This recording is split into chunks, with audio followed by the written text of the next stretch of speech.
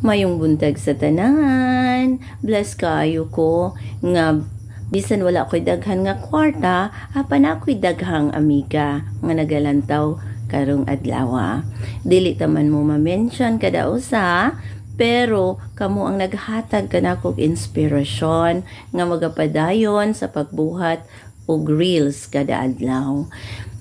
Yun na. Unsa na ba adlaw karon?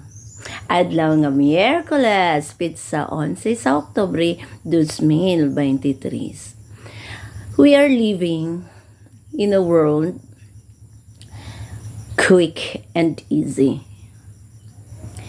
We have instant breakfast, instant gadgets, instant appliances, and even instant boyfriend and husband.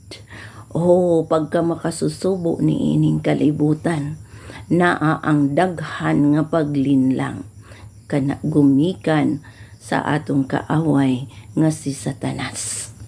Ang Diyos nagapahinumdum kanato. Pray without ceasing o magampo sa walay hunong kaysa matag karon og unya si Satanas mo atake kanato kay gusto niya kita linlangon diha sa atong pagtuo ngadto sa Ginoo aron kita dili makatuman sa kabubuton sa atong amahan. Ang Philippians 4:13 nag-ingon, mahimo ko ang tanang butang pinaagi kaniya nga nagahatag og kusog kanako. Himoa higala nga ikaw mahimong panalangin ngadto sa uban karon adlaw.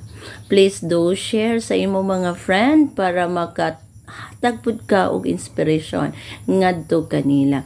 Thank you for watching.